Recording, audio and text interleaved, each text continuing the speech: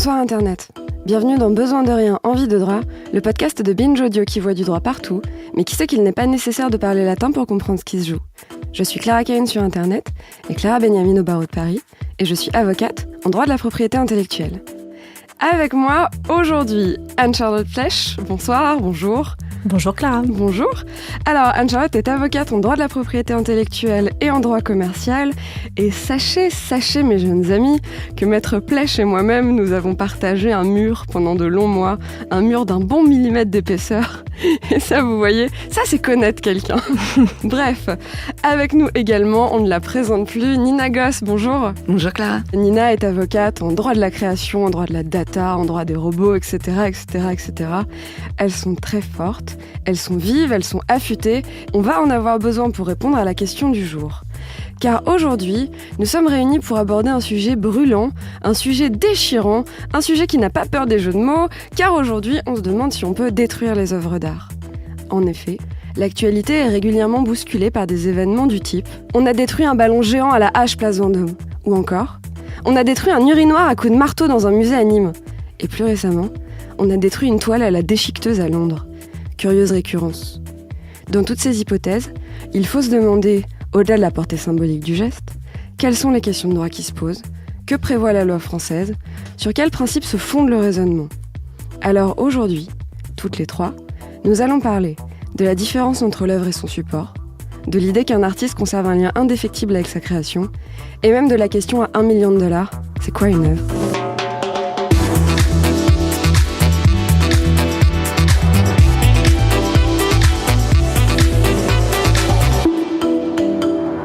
Mais avant cela, écartons quelques branches du sujet pour les traiter dans un prochain épisode, qui sait.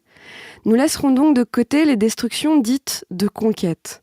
Non, dans cet épisode, nous n'allons pas détruire Carthage, Palmyre ou les Bouddhas géants de Bimayan, mais si les historiens disent au sujet de ces destructions de conquête produire des décombres pour en finir avec ce qui encombre, concentrons-nous sur détruire les beaux-arts pour mettre le bazar.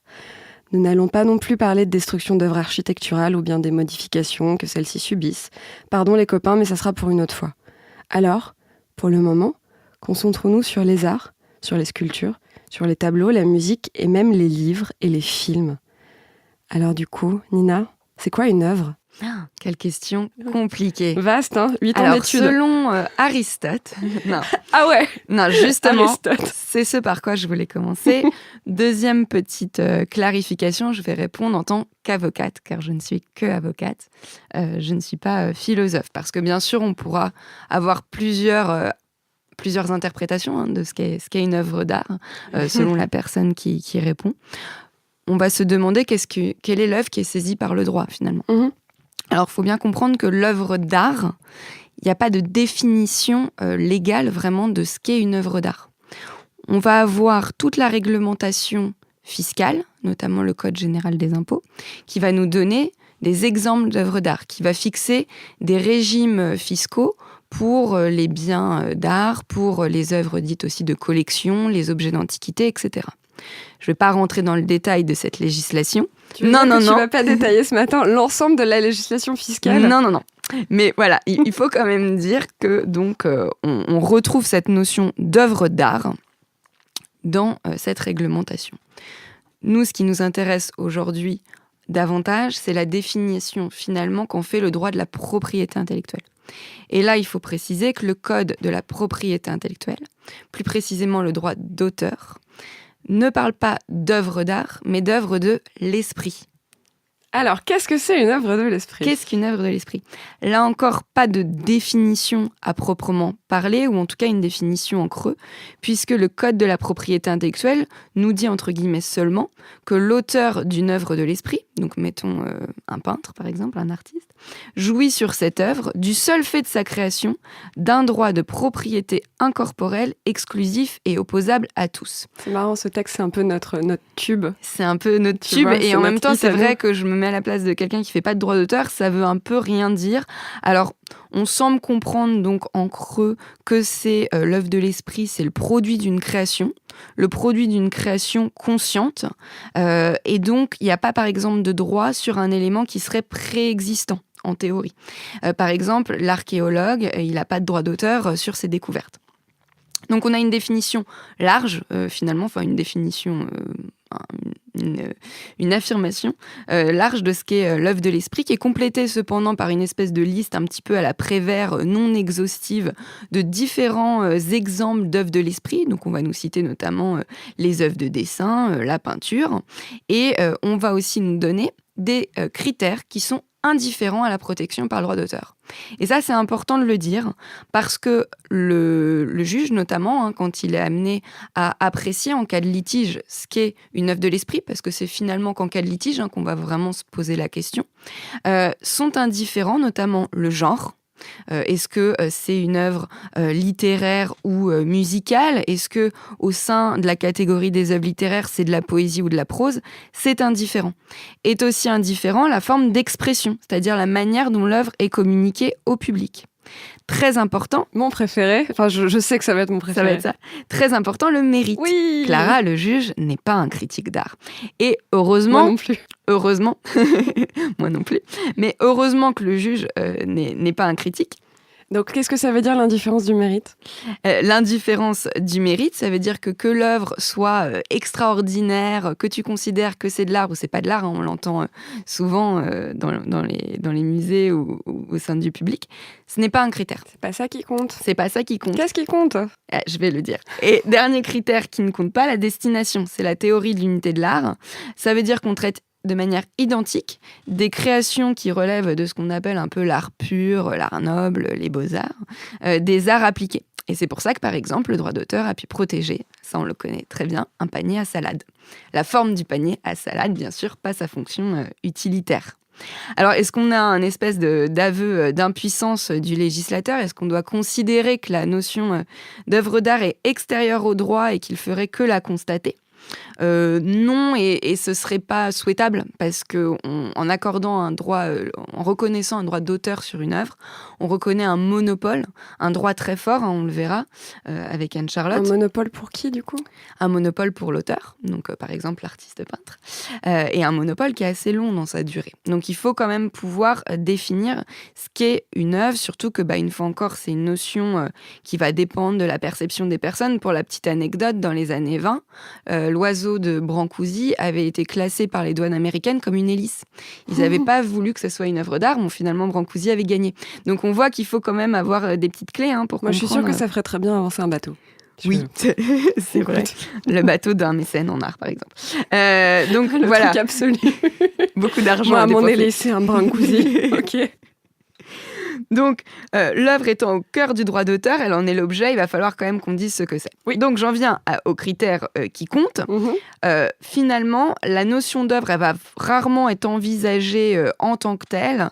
La jurisprudence, elle la confond finalement avec son critère primordial, qui est l'originalité. Alors, la jurisprudence, pour ceux qui n'auraient pas écouté les précédents épisodes où ça a été défini, c'est les décisions de justice qui ont d'ores et déjà été rendues par des juges et d'autres cours et juridictions. Et donc, du coup, qu'est-ce qu'elle dit, la jurisprudence ? Donc, la jurisprudence, elle a mis en lumière une condition d'originalité qu'elle utilise depuis des décennies. Donc, il faut que ça soit original. Il faut que ça soit original, ça veut dire, de manière très belle, que ça doit porter l'empreinte de la personnalité de l'auteur. J'adore ce concept. Voilà. À distinguer, attention, de la nouveauté. C'est pas parce qu'une œuvre, entre guillemets, est un peu banale qu'elle n'est pas originale. On peut avoir un sentiment de déjà-vu. Pour autant, elle peut être originale. Et cette originalité, c'est à l'auteur ou ses avocats de la prouver. Ce qui, parfois, bien sûr, est très dur. Tu sais, ce moment d'embarras de ton prof de propriété intellectuelle où tu lui fais... C'est-à-dire l'empreinte de la personnalité, c'est un concept philosophique. Oui, c'est ça, ok, super. Non, mais c'est vrai que... Et c'est pas mal, en fait, que la notion soit assez floue et assez malléable et assez mouvante, parce que ça permet de rien exclure a priori. Bien sûr, surtout qu'on pourrait se demander si finalement, il n'y a pas une opposition de nature entre le droit qui veut un peu figer les choses, uniformiser, avoir des critères, et puis l'art, au contraire, qui veut être audacieux, qui veut oser, qui veut bouleverser. Et donc, on le voit, d'ailleurs, c'est plus compliqué de définir une œuvre de l'esprit quand on est en présence d'une œuvre d'art conceptuelle que quand on est devant un tableau des Beaux-Arts. Et donc, c'est pour ça que c'est bien d'avoir une conception un peu mouvante et de pouvoir un peu influencer les juges là-dessus. Et donc, finalement, si on veut faire une définition, la doctrine, donc c'est les auteurs, les auteurs de droit. C'est les gens qui écrivent sur le droit, la doctrine. Ils réfléchissent toute la journée en se posant plein de questions tordues. Et donc, l'œuvre de l'esprit, on peut la définir comme finalement une création originale qui se concrétise dans une forme, une création propre à son auteur qui se concrétise dans une forme qui n'a pas forcément à être tangible. Mais il y a cette idée aussi, c'est un peu le second critère, d'être quelque chose quand même de concret. De matérialiser. De matérialiser, même si ça peut être imparfait, par bien exemple. Sûr, donc, bien sûr. Voilà. C'est pour ça qu'on a un petit slogan qui est « Les idées sont de libre parcours », qui est qu'une idée n'est pas protégeable. Donc arrêtez de demander à vos copains avocats comment vous faites pour protéger votre super concept. Donc une idée, un concept pub, par exemple, n'est pas protégé par le droit d'auteur. On peut avoir d'autres protections. Il y a d'autres choses. Okay. Et il y a une petite définition que j'aime bien, si on doit conclure avec ça, c'est une historienne de l'art, Raymond Moulin, qui nous la donne. Et si on veut s'éloigner un petit peu du droit, qui nous dit que le bien d'art, finalement, c'est un bien unique, insubstituable et néanmoins aliénable, un bien de jouissance quasi indestructible, car le regard qui le contemple ne l'altère pas. Donc il y a quand même cette idée de rareté. Le marché de l'art est un marché de la rareté. Bon, on a tout dit, c'est fini pour cet épisode. Mais j'aimais bien cette citation, je voulais la connaître. Non, elle est magnifique. Bref, donc là, on a défini la création immatérielle, puisque quand on parle d'une œuvre, on parle d'un bien immatériel, d'une création immatérielle. Néanmoins, il va bien falloir qu'elle se matérialise quelque part, cette œuvre. C'est le moment où on se met à parler du support. Et donc, Anne-Charlotte, est-ce que tu pourrais nous éclairer un peu sur la distinction entre l'œuvre et son support ? Je vais essayer. Et je pense que pour répondre à cette question, il faut se référer au Code de la propriété intellectuelle, donc la loi française, qui consacre le principe d'indépendance de propriété corporelle et incorporelle. D'accord, ça veut dire que c'est distinct, c'est pas la même chose. Voilà. Je vais donner un exemple parce que ce sera plus facile. Donc pour reprendre l'exemple de Nina tout à l'heure, on va prendre par exemple un artiste qui réalise un tableau avec des matériaux qui lui appartiennent, donc il l'a acheté. Notamment, donc il est allé au magasin et il a acheté une toile et puis de la peinture. Exactement. Okay, d'accord, donc ça lui appartient. Voilà, il est propriétaire du support matériel, donc de la toile, et il sera également propriétaire de l'œuvre qu'il va réaliser sur cette toile. D'accord. Voilà, donc en gros, et comme tu le disais, il y a deux droits de propriété, l'un qui porte sur le bien meuble corporel, la toile, dans notre exemple, et l'autre qui porte sur le bien meuble incorporel, donc l'œuvre de l'esprit, donc originale, comme l'a dit tout à l'heure Nina, qui est incorporée au support. Et je vais me permettre de préciser, en fait, il ne faut pas se dire, d'un côté, il y a la toile et de l'autre côté, il y a la peinture. Non, la toile et la peinture sont du même côté, sont sur le support matériel. Et en fait, l'œuvre, c'est pas la peinture, c'est plutôt l'empreinte de la personnalité que l'auteur va manifester sur la toile au moyen de la peinture. Mais voilà, la distinction, elle est là. Elle est entre les trucs corporels terrestres et la création qu'on va mettre dans la toile. Tout ça est un peu mouvant, mais voilà, c'est important de bien comprendre ça. Et donc, la question de la propriété du support et de l'œuvre se pose notamment lorsque l'artiste vend son œuvre à un tiers. D'accord. Donc, l'acquéreur, dans ce cas-là, devient propriétaire du support matériel, donc dans notre exemple de la toile. Mais en vertu du principe qui est posé donc, par le Code de la propriété intellectuelle, l'acheteur n'est investi d'aucun des droits moraux ou patrimoniaux qui sont accordés par le Code de la propriété intellectuelle à l'auteur. On va le développer longuement après. Et l'acquisition du coup d'un tableau n'entraîne pas la cession des droits d'auteur à l'acheteur. Et donc, un propriétaire qui a acheté une œuvre peut très bien l'exposer dans son salon, il n'y a pas de souci. Mais il ne pourra pas l'exposer au public, donc à un cercle qui dépasse le seul cercle de la famille ou des amis, ou le reproduire dans un ouvrage sans l'autorisation de l'auteur dès lors que cette œuvre est encore protégée par le droit d'auteur. Et alors, la protection du droit d'auteur, en gros, c'est 70 ans après la mort de son auteur. Exactement. Voilà. Et donc c'est long, hein. Ça peut être très très long. Ça peut être très long. Exactement. Et donc les droits de propriété intellectuelle sont opposables à tous, et donc, vous l'aurez compris, y compris aux propriétaires du support matériel de l'œuvre.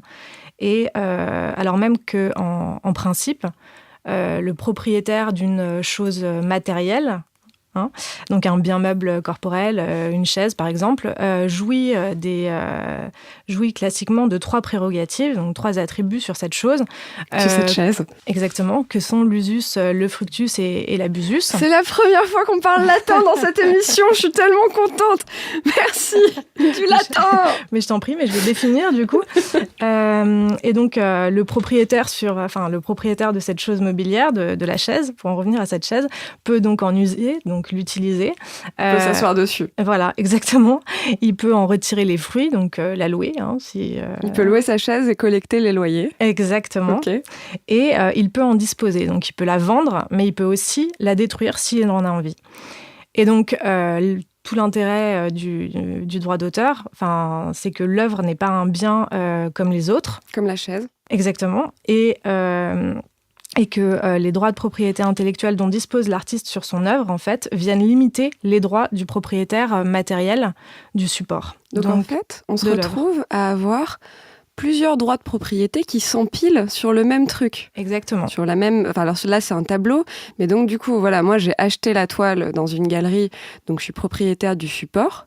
Mais je ne serai jamais propriétaire de l'œuvre. L'œuvre, elle reste à l'artiste. Tout à fait. Sauf cession. Sauf cession. Et donc, c'est ce qui m'empêche, moi, si j'ai hyper envie, on va donner un exemple exprès un peu bête, mais si vraiment sur le tableau, je trouve que ça serait hyper chouette, si je rajoutais un peu de rouge là, je ne peux pas le faire pour cette raison-là. Voilà. OK. Mais il y a la théorie et la pratique. Il y a la théorie et la on y reviendra tout à l'heure. Tout à fait. Ok, est-ce que tu pourrais nous faire un micro-brief sur la différence entre les œuvres qui sont reproduites et les œuvres qui ne sont pas reproduites ? Alors, on va donner un exemple tout bête. Par exemple, un écrivain qui a rédigé qui a un manuscrit, il compte le faire publier. Donc, le manuscrit est un exemplaire unique de son œuvre. Ce manuscrit ne peut pas être détruit. Du fait des droits de propriété intellectuelle dont dispose l'auteur. En revanche, bien évidemment, l'exemplaire qui sera commercialisé peut tout à fait être détruit. Ça ne pose pas de problème en tant que tel à ce niveau-là. Donc très bêtement, j'ai tout à fait le droit de jeter, déchirer, écrire sur un bouquin que j'ai acheté. Par contre, si j'ai acheté un tableau original, dans la théorie et dans la loi. Oui, c'est ça, c'est si le truc il est chez toi, que tu as fermé la clé et que personne ne se rend jamais compte que tu l'as ouvert en deux. Bon. Donc voilà, donc sur une œuvre qui est unique, donc qui n'est pas reproduite pour les besoins de sa commercialisation, comme peut l'être une chanson ou un livre ou même un poster d'une œuvre, tu vois, le poster de Monet, comme on disait juste avant d'allumer les micros, tu as tout à fait le droit d'écrire dessus si tu as envie. Donc l'œuvre reproduite, tu peux la détruire, la casser, écrire dessus, il n'y a pas de souci. L'œuvre non reproduite, tu n'as pas le droit parce que tu n'es propriétaire que du support et pas de l'œuvre. Donc tu n'as pas le droit de venir altérer ce qui ne t'appartient pas. Exactement. Très bêtement. Et comme on y reviendra tout à l'heure, on se retrouve donc avec 2 droits de propriété qui peuvent appartenir à des personnes différentes. Et ces 2 droits de propriété doivent donc coexister. Voilà. Ok. Mais est-ce que tout à l'heure, ça serait pas maintenant ? Puisque du coup, c'est bien fait, c'est bossé. On va passer un petit moment désormais. Là, en fait, c'est marrant parce que pour tous les étudiants et pour tous les gens qui pratiquent le droit d'auteur, c'est un peu genre le grand plan de l'année d'études de Master 2. Maintenant, on va vous expliquer quelles sont les différences entre le droit patrimonial et le droit moral. Encore une fois, nos grands tubes à nous. Donc, on va commencer par le droit patrimonial. Nina, tu nous expliques un peu ? Je vais expliquer. Alors, je vais faire très simple et très court, surtout que c'est entre guillemets pas le droit le plus intéressant pour le sujet qui nous préoccupe aujourd'hui. Donc je laisserai la parole à ma consoeur sur le droit moral qui est tellement plus fun. On s'appelle consoeur, super. Oui. Donc, consoeur, ça veut dire... Non, droit patrimonial. Donc, le monopole, ce fameux droit exclusif que j'ai cité tout à l'heure, dont bénéficie tout auteur sur son œuvre, ça veut dire qu'il va avoir en fait des droits économiques et des droits moraux. Les droits économiques ou droits patrimoniaux, c'est en fait le droit de se faire de l'argent avec son œuvre. Faut bien vivre. Bien sûr. Et donc, en fait, ça recouvre 2 grands types de droits. Donc, on a tout d'abord le droit dit d'exploitation, qui est d'une part le droit de représenter l'œuvre, donc de la communiquer au public, que ce soit par exemple une projection pour un film, ou je sais pas, par une exposition pour une peinture. et aussi le droit de reproduction, c'est-à-dire de fixer matériellement l'œuvre pour la communiquer au public aussi. Donc par exemple, un DVD est une reproduction.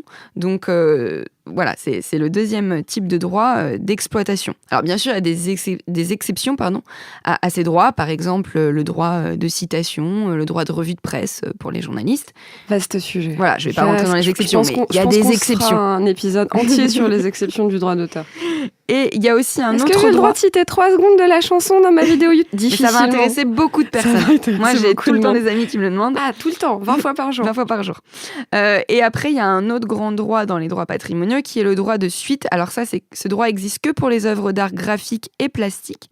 Et en fait, c'est un droit pour l'auteur de participer au produit des ventes ultérieures d'une œuvre dès lors qu'il y a un professionnel du marché de l'art qui intervient. C'est vraiment pour associer l'auteur et ses héritiers finalement à la plus-value, à la spéculation dont peut faire l'objet d'une œuvre. Et ces droits, ils existent, comme tu l'as dit tout à l'heure, toute la vie de l'auteur et 70 ans après sa mort. Ça, c'est le droit commun. Il y a une fois encore des petites exceptions pour le point de départ. Notamment, est-ce que tu as fait la guerre? Est-ce que machin? Oui, est-ce que c'est une œuvre collective? Bon, on va pas rentrer là-dedans. Et bien sûr, ces droits peuvent être cédés. Nous, on a souvent des contrats de cession de droits d'auteur. Donc, typiquement, un scénariste qui fait un film cède ses droits au producteur. Enfin, en tout cas, ses droits patrimoniaux. Exactement. Parce que l'auteur d'une œuvre de l'esprit dispose également de prérogatives, donc de droit moral. Le droit moral, en fait, c'est une sorte de lien entre l'auteur et son œuvre. Et ce droit moral permet à l'artiste de défendre sa personnalité telle qu'elle est exprimée dans son œuvre. Donc l'empreinte de sa personnalité, ce qu'on disait tout à l'heure, qui est donc la substantifique moelle de l'œuvre. Exactement. Le droit moral a donc pour caractéristique, et c'est assez logique, d'être attaché à la personne de l'auteur. Donc c'est-à-dire que seul l'auteur peut l'exercer. C'est un droit qui est perpétuel, à la différence des droits économiques définis par Nina. Donc il dure en théorie pour toujours. En théorie. C'est-à-dire que même si même si l'artiste est décédé depuis 200 ans, si jamais il a bien organisé les choses et qu'il a une fondation, la fondation peut encore exercer ses droits pour toujours. Ça ne s'arrête jamais. Théoriquement, hein. Théoriquement, il est perpétuel. Oui. Théoriquement, il est perpétuel. C'est vrai qu'au bout de 5 générations, ça commence à être compliqué, mais voilà, ça fait partie des choses vraiment centrales, qui est qu'aujourd'hui, les gens qui exercent le droit moraux de Mozart, c'est arrivé il y a quelques années, peuvent encore s'opposer quand il y a une nouvelle mise en scène d'une œuvre qui leur plaît pas. Je sais plus sur lequel c'était, mais en gros, je crois que c'est la Scala qui a fait une mise en scène très très très contemporaine avec de la drogue et des meurtres de je sais plus quelle œuvre, honte à moi, et les héritiers de Mozart, alors les personnes qui exercent ces droits, s'ils sont opposés, je crois qu'ils ont eu gain de cause, j'aurais dû vérifier. Il y avait eu un cas très connu aussi avec les héritiers de Victor Hugo. Oui. Tout à fait. Contre, je sais plus non plus, c'était de Notre-Dame. Une suite, oui, je sais plus exactement. Non, n'importe quoi, Les Misérables. Il y avait eu une suite, mais ils avaient perdu. Mais je crois il y a des cas connus. Bref, totale interruption d'Anne-Charlotte, nos confuses, continue. Donc en gros, le droit moral, à la différence des droits patrimoniaux, ne tombe pas dans le domaine public. C'est également un droit qui est inaliénable, c'est-à-dire que l'auteur ne peut pas le céder à un tiers, même s'il le voulait. Et ce droit est, en théorie, imprescriptible, c'est-à-dire qu'il ne se perd pas non plus par le non-usage. Donc, tel qu'indiqué précédemment, le droit moral est opposable à tous, donc y compris le propriétaire du support matériel de l'œuvre, qui doit donc respecter les droits de l'auteur. Ce droit moral est composé de 4 attributs, et je vais aller très vite.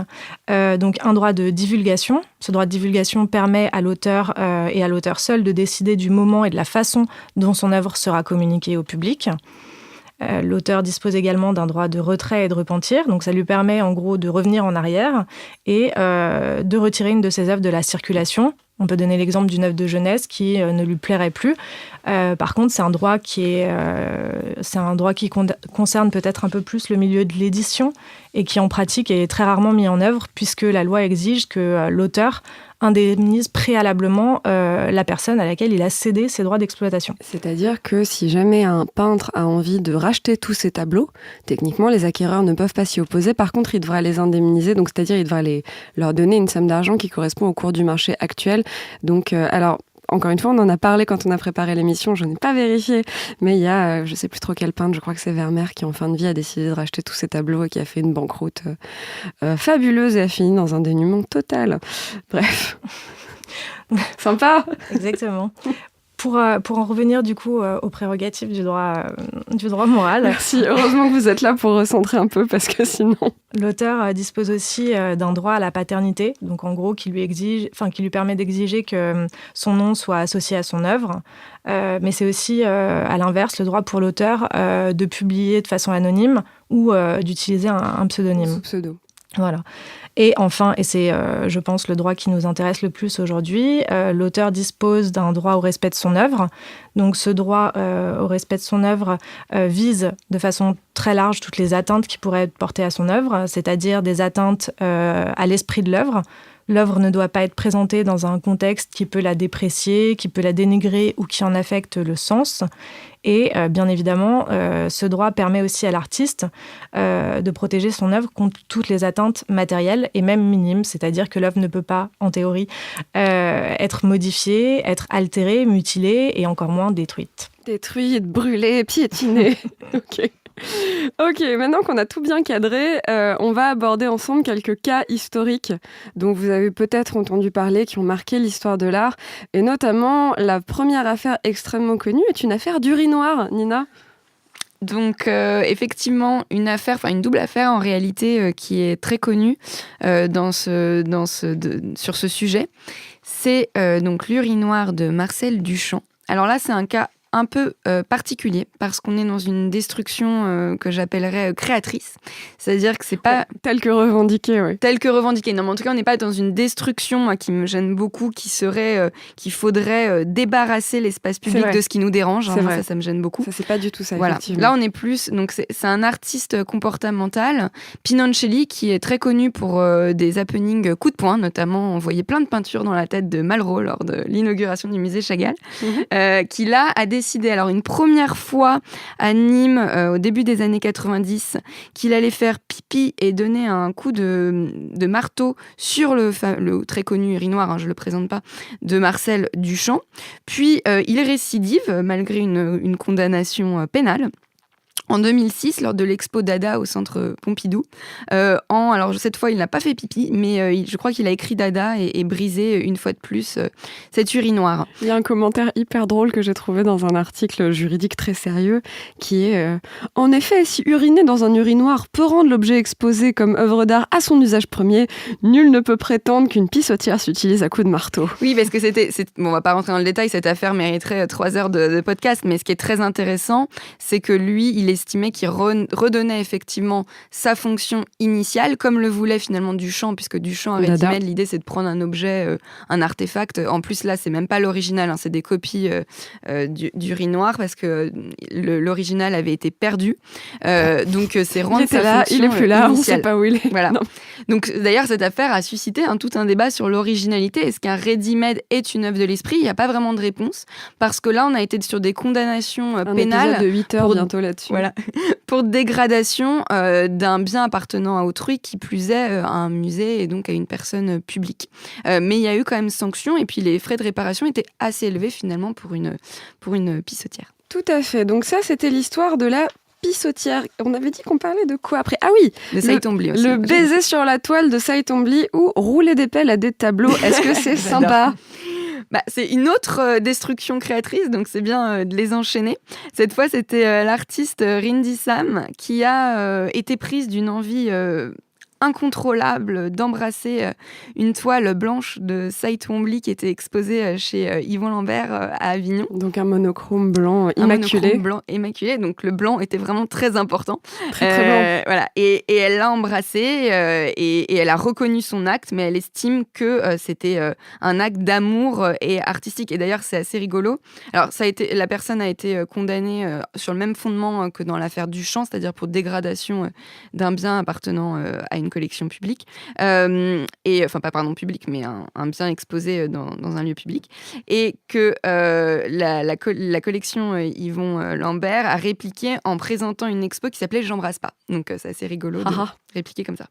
Oui, et d'ailleurs, pour les petites blagues, elle dit, donc la jeune artiste Rindy Sam dit bien sûr que l'artiste va comprendre ma démarche parce que j'ai été transportée par son art. Il n'a pas compris. Il n'a pas la même idée. Il s'est dit horrifié.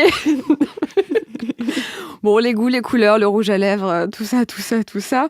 Dans les affaires qui ont aussi défrayé la chronique et à côté de laquelle vous n'avez pas pu passer, il y a eu donc l'histoire de ce grand ballon gonflable en forme d'arbre de Paul McCarthy qui était place Vendôme et où, alors on ne sait pas si c'est des riverains ou alors des gens d'une joaillerie d'à côté, on trouvait que c'était pas de très très bon goût, ce très grand arbre.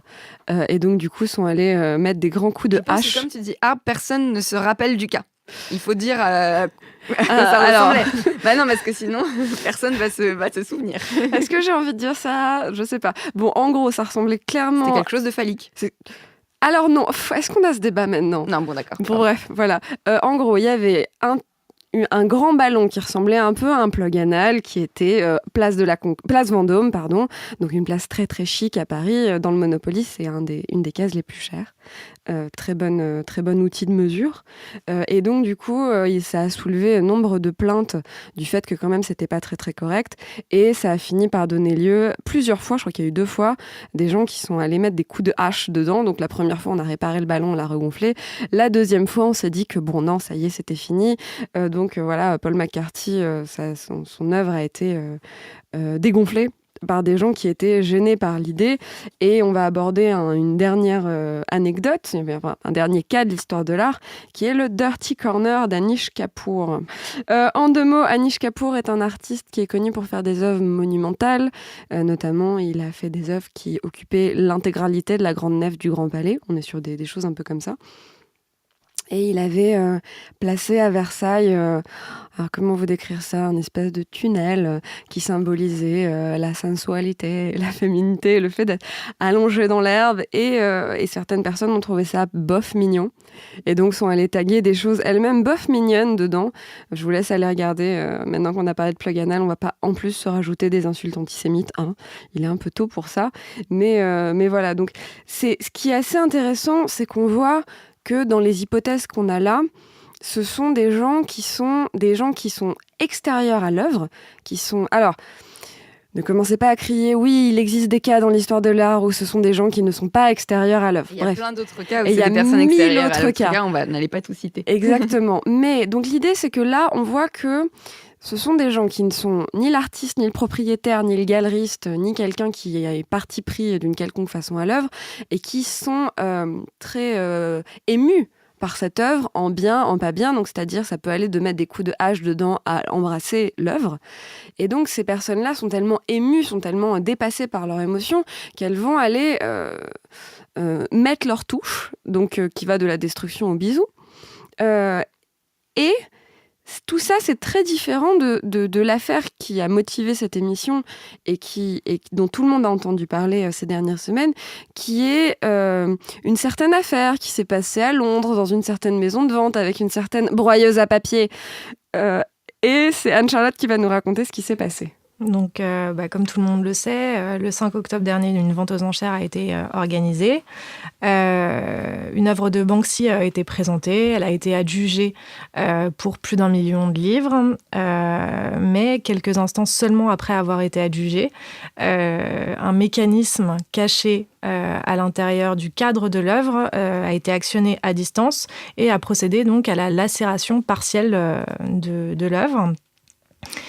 Juste le terme adjudication, tu me l'as pas demandé, mais je compte bien le définir. Excuse-moi, j'étais vraiment passionnée par ce que tu racontais. Je me ramollis. Qu'est-ce que je te dis ? Je suis touchée. C'est quoi une adjudication, Anne-Charlotte ? En fait, l'adjudication, dans le cadre d'une vente aux enchères, c'est ce qui marque le transfert de propriété du bien mis en vente.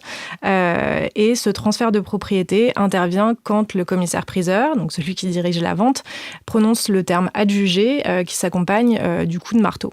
D'accord, donc voilà. En fait, au moment où le ou la commissaire-priseur dit adjugé et tape avec son marteau, la propriété du support passe de la personne qui a mis le tableau en vente à la personne qui vient de faire la plus haute offre. Exactement. Ok, donc très bien. Donc pile après le moment où la propriété est désormais au nouveau propriétaire. Oh, c'était une très jolie phrase, ça.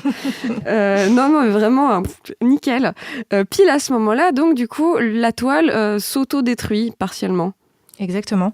Donc juste pour recontextualiser, Banksy s'est exprimé le lendemain de la vente, de ce happening, en publiant une vidéo sur son compte Instagram et donc il explique clairement qu'il avait construit et installé une déchiqueteuse à l'intérieur du cadre dans l'éventualité où l'œuvre serait un jour mise aux enchères. Donc pour protester contre cette démarche. Après, on peut interpréter effectivement les convictions qui ont pu motiver l'installation et la destruction de l'œuvre. Oui.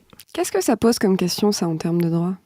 Alors ça en pose plusieurs et le problème c'est que tout ça est assez opaque, on ne connaît pas les conditions exactes et nous les juristes on est dans le petit détail pour apprécier une situation. Oui, on va faire que spéculer, là on n'a pas de solution. Donc première spéculation, notamment suite à ce qu'a pu dire Banksy sur son compte, sur les réseaux sociaux, c'est que peut-être effectivement il y avait une clause dans la vente initiale qui interdisait une vente dans la clause du contrat de vente initiale de Banksy au premier acheteur, qui peut-être interdisait une revente via les enchères, parce qu'on sait notamment qu'il y a beaucoup de street artistes qui n'aiment pas trop ce côté un peu spéculation de leurs œuvres, etc.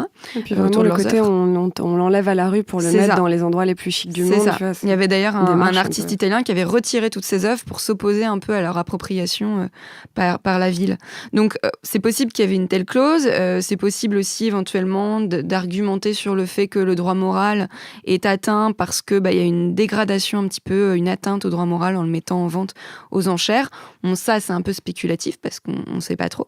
On pourrait aussi se demander donc si l'acheteur a un recours contre l'artiste ou s'il en a un contre la maison de vente. Est-ce qu'elle a bien fait son job ? Est-ce qu'il pourrait intenter une action pour annuler la vente ?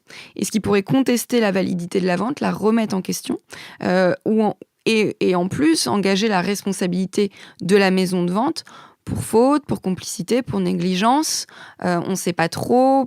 Apparemment, l'œuvre aurait été authentifiée par le comité pest control de l'artiste, donc a priori, elle a bien fait son job.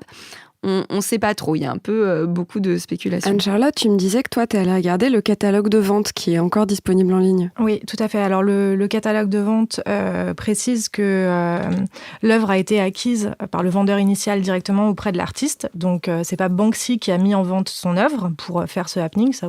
Il aurait très bien pu envisager cette possibilité. Le comité Pest Control a donc effectivement authentifié. Donc c'est le comité créé par l'artiste. Okay. Voilà. Donc en fait, Banksy a créé lui-même un groupement de personnes qui sont chargées d'authentifier les œuvres. Qui sont chargées d'authentifier, et sur son site, il présente également ce comité comme le seul biais pour acquérir ces nouvelles œuvres d'art, même s'il n'y a jamais d'œuvres d'art en vente, en tout cas pour le moment. Et il était également indiqué que le cadre de l'œuvre avait été installé par l'artiste. Et je pense que... Donc le cadre, le carré en bois qui est autour de l'œuvre, quoi. Exactement. Excusez-nous, c'est un peu basique. Mais... Et je pense que... mais ça, c'est une théorie. Il y a beaucoup de gens qui parlent d'autodestruction de l'œuvre, comme si l'œuvre, en fait, c'était seulement la toile sur laquelle est dessinée donc, la petite fille avec le ballon. Mais pour moi, le cadre et la déchiqueteuse, qui ont été intégrés par l'artiste, font également partie intégrante de l'œuvre. Et d'ailleurs, c'est l'ensemble qui était vendu. Donc, pour moi, mais c'est une supposition, Banksy a peut-être voulu créer une œuvre évolutive, et donc une œuvre évolutive donc, qui se modifie quand on l'expose, voilà. Et donc cette évolution, en fait, était conditionnée à un événement qui est incertain, c'est-à-dire la mise en vente de l'œuvre aux enchères. Pour moi, en fait, l'artiste a juste fait... c'est juste un exercice de sa liberté de création, de sa liberté d'élaborer et de concevoir et de réaliser l'œuvre telle qu'il la souhaite. Et l'activation de ce mécanisme, on peut effectivement l'interpréter comme une volonté de soustraire son œuvre à toute spéculation, mais aussi de ridiculiser potentiellement le marché de l'art, dont il dénonce régulièrement les dérives. Mais pour moi, ça interroge aussi sur la définition d'une œuvre, en fait, tout simplement. Tout à fait. Après, alors, on va se faire très complotiste, mais J'ai du mal à croire, spécialement dans une période où on est très inquiet sur les questions du terrorisme, etc. Et où il est systématique que les maisons de vente désossent les toiles, vérifient tout ce qu'il y a dedans, etc. Que la toile soit rentrée avec littéralement du métal dedans. Donc c'est-à-dire que juste tu passes un détecteur de métal, tu te rends compte qu'il y avait quelque chose de pas très normal là-dedans. Donc que la toile que l'œuvre n'ait pas été démontée pour vérifier qu'il n'y avait pas un problème, qu'il n'y avait pas quelque chose qui a rien à faire là. Je ne sais pas si je suis claire, mais je vois pas comment est-ce que la maison de vente a pu laisser passer. Apparemment, elle n'aurait pas eu le droit de la démonter cette fois. Mais bon, c'est vrai que le poids, on peut s'interroger. Le et en poids... même temps, c'est tellement une mise en cause de sa crédibilité, on ne sait pas. Bien sûr, non, oui, non, mais attendez, on ne met en cause la crédibilité de personne, ce n'est pas la question. Mais je veux dire, déjà, moi, je peux pas rentrer dans un magasin sans qu'on fouille mon sac. Est-ce que vraiment, on laisse rentrer dans une pièce où il y a que des multimillionnaires, un truc qu'on n'a pas fouillé et qui pèse anormalement lourd?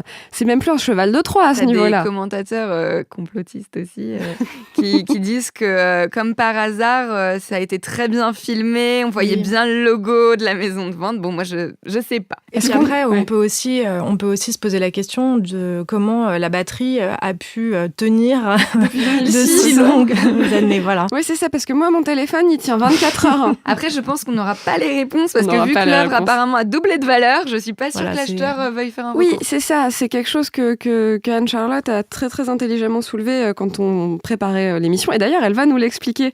Est-ce que, du coup, tu sais, c'est sur la question de est-ce que l'acheteur pourrait faire annuler la vente et même est-ce qu'il y a intérêt ? Là, en l'espèce, apparemment, donc c'est une acheteuse. Apparemment, elle aurait confirmé la vente parce que l'œuvre, notamment sur le catalogue, sur le site internet de la maison de vente, est indiquée comme vendue. Après, effectivement. La société ArtPrice, donc, qui est quand même spécialiste de l'information sur tout ce qui est vente aux enchères et sur le prix des œuvres, indique que l'œuvre aurait donc multiplié par 2. Par 1000. Voilà. Donc effectivement, d'un côté économique, je pense pas qu'il soit de l'intérêt de l'acheteur de demander l'annulation de la vente. Voilà, donc bon. Oui, alors dernière question, est-ce qu'on a un avis sur... Est-ce que l'artiste, donc à supposer que Banksy existe, etc., bon bref, est-ce que Banksy avait le droit de détruire son œuvre ? Est-ce qu'il avait le droit de dire « Non, ça me plaît pas » et de la passer à la broyeuse ? Tu veux répondre, Anne-Charlotte ? C'est une bonne super spéculation. Hein, mais... Et en fait, ça dépend aussi peut-être un peu de la façon dont on voit le problème. Parce que si on pense qu'effectivement c'est une destruction d'œuvre, on peut tout de suite se dire que en broyant son œuvre, Banksy a du coup porté atteinte aux droits du propriétaire du support, donc de l'acheteuse. Mais si on le voit comme une création d'une œuvre nouvelle, là, on peut se dire, est-ce qu'il a abusé de sa liberté de création ? Est-ce qu'on parle de novation maintenant ? Comment ça marche ? Est-ce qu'on attaque ? Non mais c'est ça, on est déjà beaucoup trop long. Est-ce qu'on repart sur tout un truc ? Donc la novation de l'œuvre, qu'est-ce que c'est ? Ok, oui, d'accord, ok. Bon, de toute façon, comme on a commencé par le dire, on peut former que des spéculations là-dessus. Déjà parce que c'est du droit anglais, ensuite parce que nous ne sommes pas dans le secret des dieux, etc., etc., etc. Mesdemoiselles, mes chères consoeurs, est-ce que quelqu'un a quelque chose à ajouter ? Moi, j'ajouterais que finalement, ce genre de cas, c'est très bien parce que les artistes sont là pour oser, pour être insolents, voilà. Donc, quand, une fois encore, c'est pas une association comme on peut le voir dans le cinéma qui part en croisade au nom de l'ordre moral, moi, ça me gêne pas. Pareil, je trouve que c'est très intéressant comme cas et ça interroge... les gens s'intéressent au marché de l'art et ça pose davantage de questions. Voilà. Et au droit. Exactement. Donc, peut-être écouter l'émission du coup. C'est super. Merci de nous avoir suivis pour cet épisode de Besoin de rien, envie de droit. On se retrouve dans 15 jours.